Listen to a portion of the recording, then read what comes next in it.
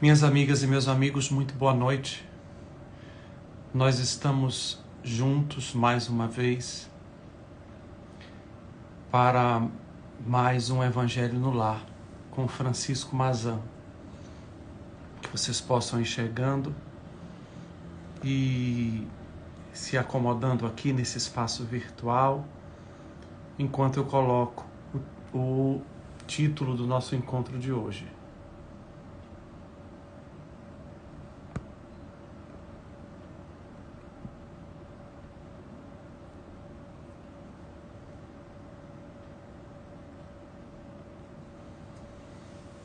Então aí a gente tem o nosso tema da noite e que nós possamos agora entrar num espaço de sintonia, de apaziguamento interior, que nós possamos tranquilizar nossos corações, respirar fundo, encontrar um espaço tranquilo, reservado, onde você possa se recostar, respirar com calma, trazer o seu pensamento e o seu sentimento para uma outra sintonia nesse instante.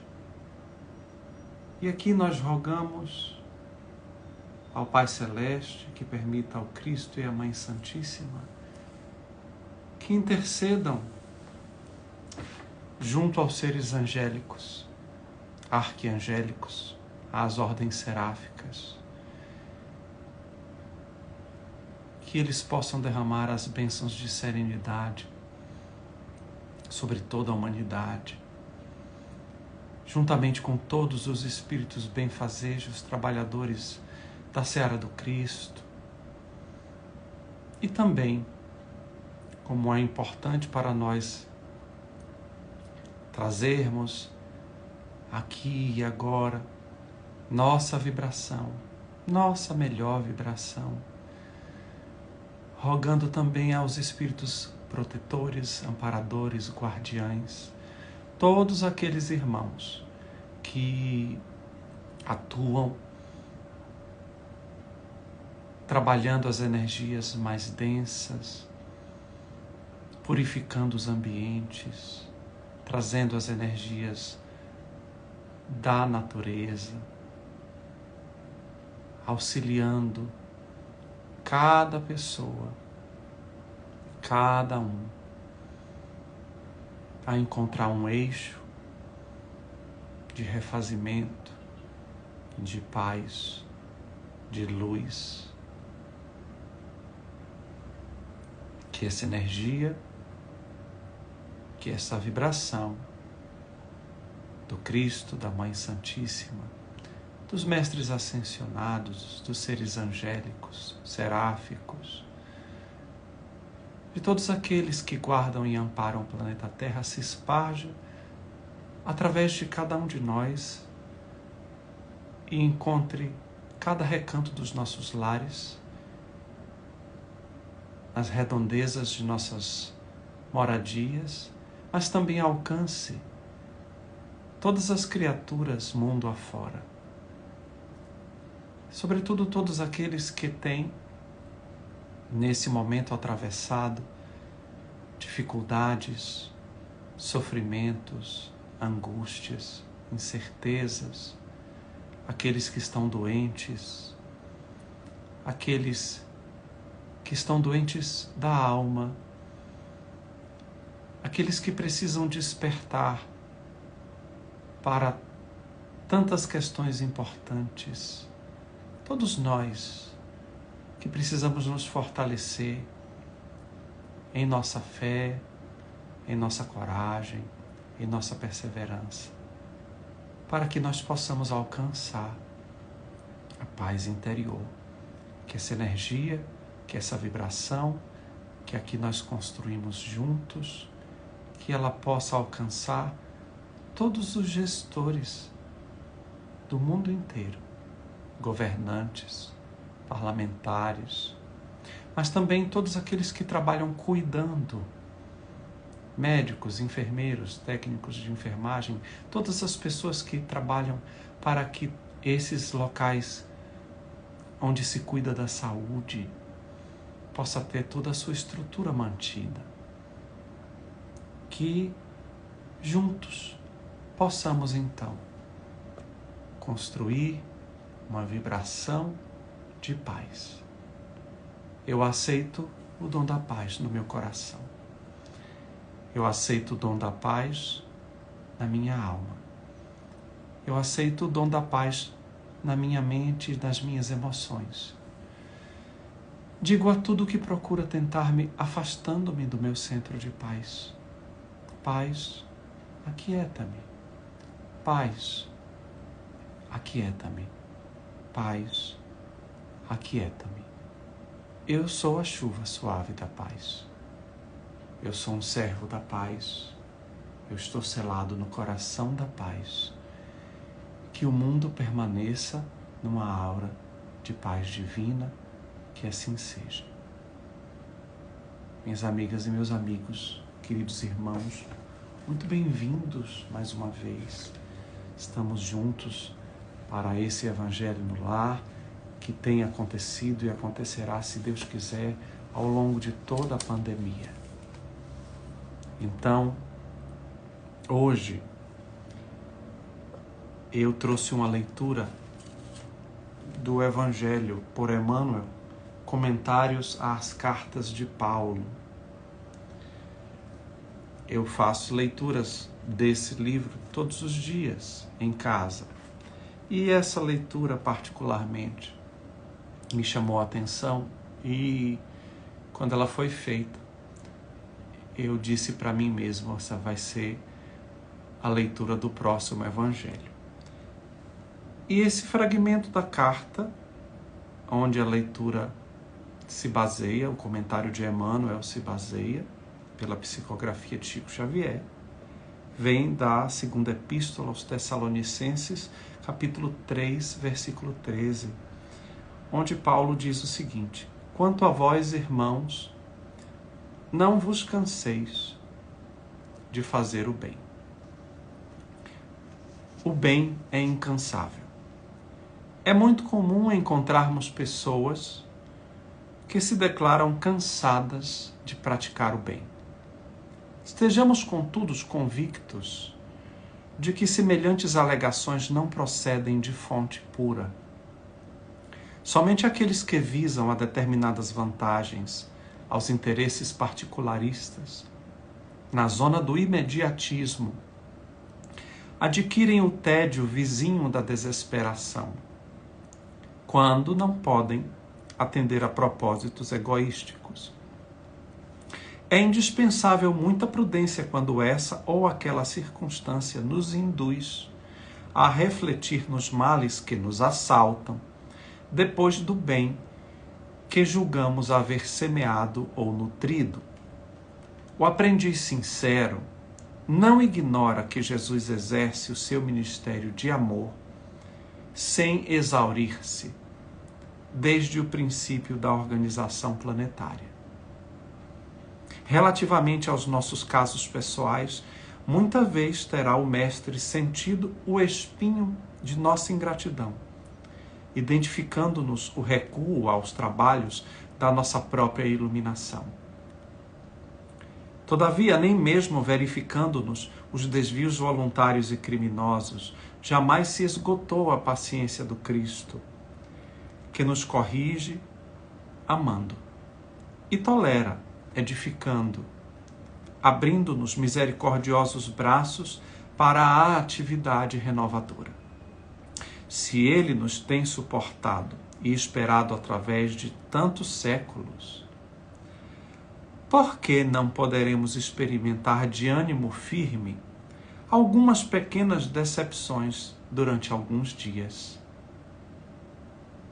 A observação de Paulo aos Tessalonicenses, portanto, é muito justa. Se nos entediarmos na prática do bem, semelhante desastre expressará em verdade que ainda não nos foi possível a emersão do mal de nós mesmos. Se nos entediarmos na prática do bem, semelhante desastre expressará em verdade que ainda não nos foi possível a emersão do mal de nós mesmos. Essa é uma leitura bastante interessante para todos nós, sobretudo todos nós que dizemos querer abraçar as asas da caridade, do amor, da fraternidade, do auxílio ao próximo.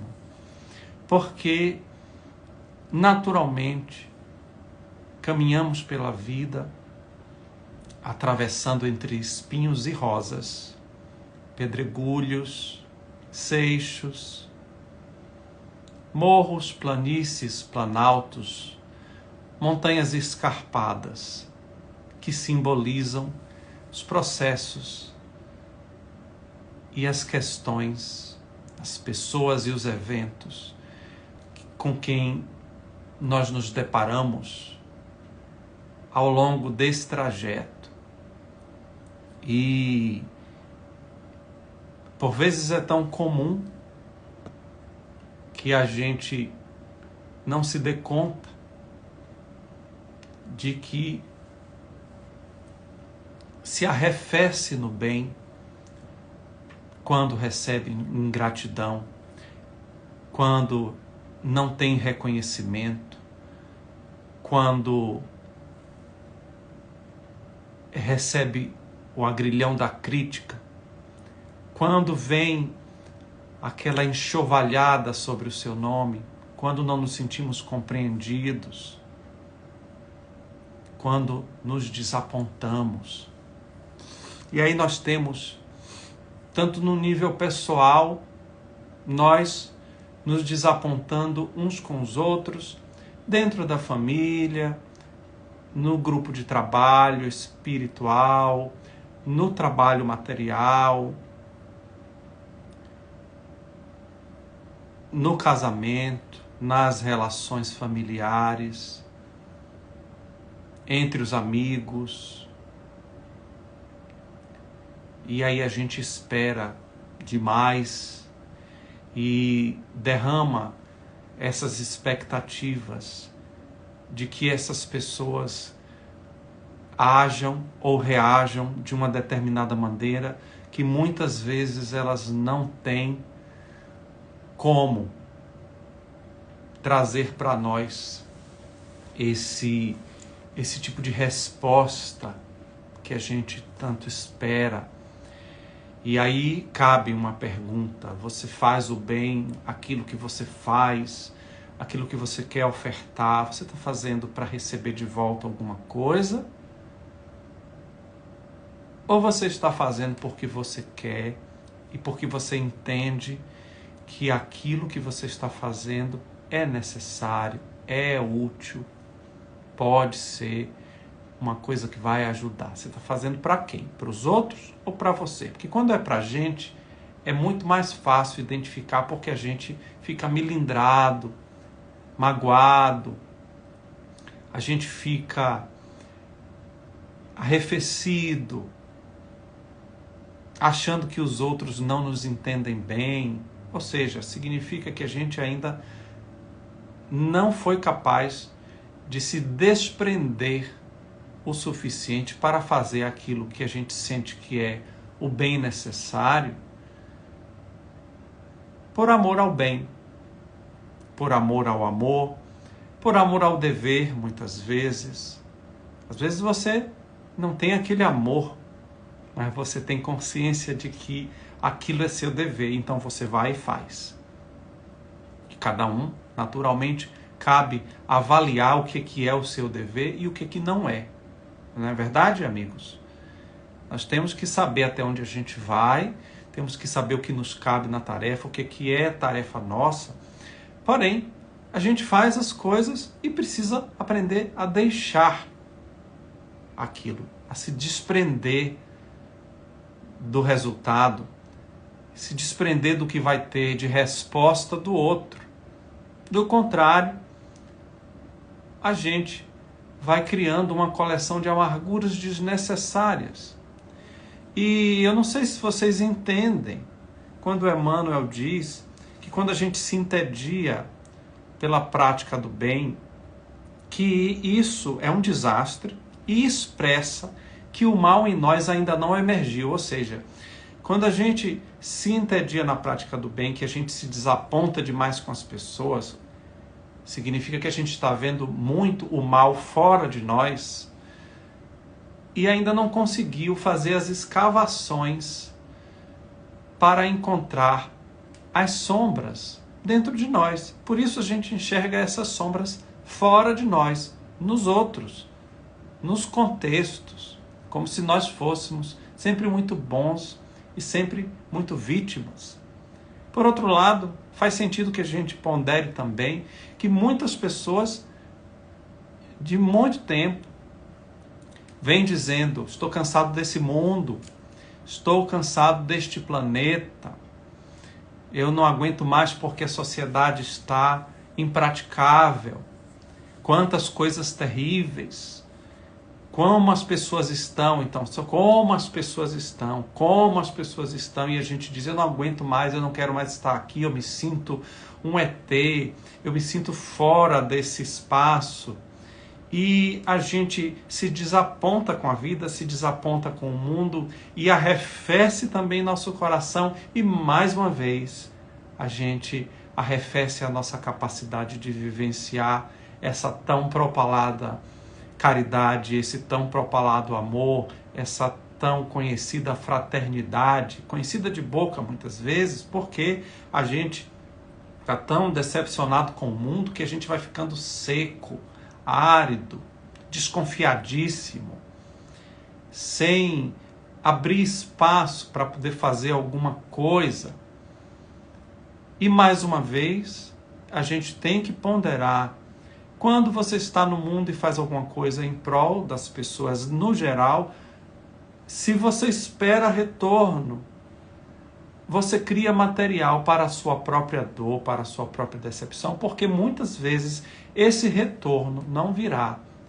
E eu digo mais a vocês: eu acredito que quando você quer fazer o bem, você tem que fazer completamente de forma desinteressada, mas não existe nada que você dê à vida, jogue para o universo, que não retorne para você. Então, aquele bem que você faz, seja em pensamento, seja com as palavras que você diz, seja com as suas ações, ele vai retornar para você, mas não necessariamente através da pessoa ou do grupo que você beneficiou. Ele vai retornar muitas vezes a partir de uma pessoa, de uma situação completamente avessa, estranha, desconectada com aquilo, mas vai voltar. Exatamente, fazer o bem faz bem, mas o bem só é bom quando é bom para todo mundo. E é um outro elemento que a gente muitas vezes não se dá conta, que é o fato de que a gente reclama muito de que é bondoso, de que a gente se dedica, de que a gente se esmera para se doar, e a gente acaba carregando família, amigos, etc, etc, a cruz dos outros nas nossas costas, e a gente não se dá conta que esse tipo de sacrifício, exatamente por gerar a lamúria, a lamentação de: eu estou sobrecarregado. Então, se você está sobrecarregado, então não faça. Porque não adianta a gente fazer e ficar alegando, não é? Não adianta a gente fazer e depois dizer: estou ficando sobrecarregado. Mas a gente tem um mau costume, muitas vezes, de absorver excessivamente as questões dos outros. E essa é uma forma que a gente tem de se esquecer das próprias questões, de olhar para a própria vida. Então, necessariamente, isso não é uma bondade. Isso não é necessariamente uma caridade, porque, mais uma vez, é como se a gente estivesse fazendo as coisas no impulso da inconsciência, sem aquela caridade raciocinada, sem aquela fé raciocinada, que o Espiritismo, inclusive, traz para nós como um lembrete contínuo. Então, se você pensar bem, todos nós estamos imersos na mente divina, no princípio divino. Verdade, amigos? Então, dizemos que Deus é amor, que Deus é justiça, que esse princípio divino é pleno de misericórdia, que é promotor da evolução. Dentro desse princípio divino no qual nós estamos imersos, estão todos aqueles outros irmãos que já desencarnaram, mas que já avançaram na frente da gente e que voltam para nos auxiliar na forma de anjos da guarda, de guias, de mentores, de espíritos tutelares, de espíritos guardiães da humanidade e assim por diante. E aí você muitas vezes está num processo em que você está orando pedindo ajuda e aí você não ouve nada, não vem nada e você diz assim, bom, eu estou abandonado por Deus, será que isso é verdade? Ou você está vivenciando aquilo e a ajuda está ali, ela só não pode resolver por você coisas que cabe a você resolver, inclusive no sentido de aprender a ter paciência, de aprender a ter fé, de aprender a lidar com as coisas se e quando elas acontecerem, de aprender a ter perseverança no bem, porque é aí que a gente vai robustecendo a qualidade que a gente tem de estar no mundo como alguém que realmente quer caminhar numa rota espiritual a caminho da evolução, rumo à evolução. Então, se os irmãos e o Pai Celeste muitas vezes não nos dá aquilo que a gente pede naquela hora, nos dá de outra forma, a gente também não tem que fazer isso com os outros. A gente tem que ponderar e raciocinar. E eu estou só fazendo essa analogia para poder ilustrar a situação daqueles casos em que a gente absorve as cruzes dos outros e se diz sobrecarregado, se diz recebendo como paga a ingratidão e coisas assim. E muitas vezes a gente mantém simplesmente essas pessoas num lugar de invalidez, de impotência, de incapacidade de tomar conta de sua própria vida. Portanto, sem querer, a gente acaba atrapalhando o processo de crescimento dos outros, porque a gente inunda ofertando coisas demais. É um polo oposto dessa leitura. Então, vale ressaltar que esse bem incansável é o passaporte para que a gente consiga trabalhar de uma maneira feliz, de uma maneira produtiva, de uma maneira real, as nossas tendências ao egoísmo, ao orgulho, às inflações de ego, aos personalismos. Mas é você que vai sentir o quanto você está conectado em fazer o bem por amor ao próprio bem, por amor à obra que você quer ser um instrumento que colabora com ela e que faz e passa. Não precisa ficar olhando para trás para medir se você recebeu alguma coisa, porque na contabilidade divina, na contabilidade da lei de causa e efeito, nada se perde. E é por essa razão que quando os irmãos nos orientam a nos mantermos conectados na vibração do serviço, não só da oração e da vigilância, mas do serviço, é porque o serviço, esse bem incansável, é a única fórmula. Eu nem gosto de dizer fórmula, mas é só uma força de expressão, é a única fórmula que a gente tem de sair um pouco do nosso próprio umbigo, das nossas próprias dores e olhar um pouco para quem está ao nosso lado, muitas vezes o próximo ou mais próximo, necessitando do mínimo de amparo. Então você sai às ruas e você vai ver pessoas nas sinaleiras, nos mercados, nas sarjetas. Tem pessoas que vivem dores ocultas que você não sabe. Tem pessoas que carregam cruzes imensas e você não sabe. Vamos aprender a nos habituar a orar pela humanidade. Vamos aprender a nos habituar a aproveitar cada oportunidade de fazer o bem dentro do que for possível. E fazer isso desapegados de qualquer espécie de resultado. Então, aqui eu me despeço de vocês nesse encontro do Evangelho e peço a vocês que, se vocês acreditam que um encontro como esse pode beneficiar pessoas que você conhece, divulgue nos seus stories quando a gente colocar os posts aqui no meu canal do Instagram sobre esse Evangelho. Marque essas pessoas nos comentários para convidá-las, para que elas possam vir assistir. Se elas não gostarem, não precisa voltar mais, não tem problema nenhum.